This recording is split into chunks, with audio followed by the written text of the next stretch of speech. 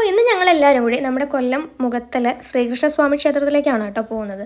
അപ്പോൾ പാറും ഞാനും സുരേഷും കൂടിയാണ് പോകുന്നത്. ദേവു ഉണ്ടായിരുന്നില്ല. ദേവുവിൻ്റെ കല്യാണം കഴിഞ്ഞിട്ട് എടുക്കുന്ന ആദ്യത്തെ ഒരു വീഡിയോ ആണിത്.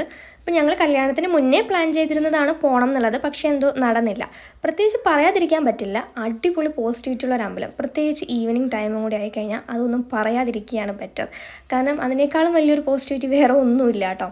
അങ്ങനെ വൈകുന്നേരം അമ്പലത്തിൽ നിന്നൊക്കെ വന്നു കഴിഞ്ഞപ്പോൾ എനിക്കും ശ്രീകുട്ടിക്കും ബൺ മസ്ക് കഴിക്കാനായിട്ടൊരാഗ്രഹം. ഇവളെന്താ ഇവിടെയെന്ന് ചോദിച്ചു കഴിഞ്ഞാൽ ദേവുവിനെ ഞങ്ങൾ അങ്ങോട്ട് കൊടുത്തു കഴിഞ്ഞപ്പോൾ ഇവളെ ഞങ്ങൾ ഇങ്ങോട്ടും കൊണ്ടുവന്നു കേട്ടോ. കേട്ട പാതി കേൾക്കാത്ത പാതി പാറു വേഗം പോയി ബണ്ണും ബട്ടർ പിന്നെ നമ്മുടെ കണ്ടൻസ്ഡ് മിൽക്ക് എല്ലാം കൊണ്ട് വന്നു കേട്ടോ.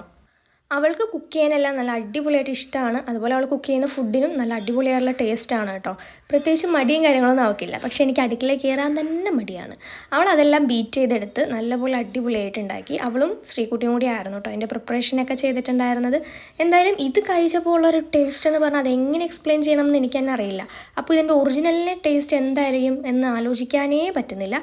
എന്തായാലും ഒരിക്കൽ ഒറിജിനലും കൂടി ഒന്ന് ടേസ്റ്റ് ചെയ്ത് നോക്കണം എന്ന് എനിക്ക് ആഗ്രഹമുണ്ട്. ഫസ്റ്റ് ബൺ മസ്ക് കൊടുത്തത് നമ്മുടെ ശ്രീകുട്ടിക്കായിരുന്നു. അവളുടെ റിയാക്ഷൻ ഞങ്ങൾക്ക് കിട്ടി, അടിപൊളിയായിരുന്നു എന്ന് പറഞ്ഞു. അതിനേക്കാൾ വലിയ സന്തോഷം എന്തായാലും പാറുവിന് കിട്ടാനുള്ളത്. എന്തായാലും ഞാനും ട്രൈ ചെയ്ത്, പ്രത്യേകിച്ച് ഒന്നും പറയാനില്ല, അടിപൊളിയായിരുന്നു. നിങ്ങളും ട്രൈ ചെയ്ത് നോക്കും.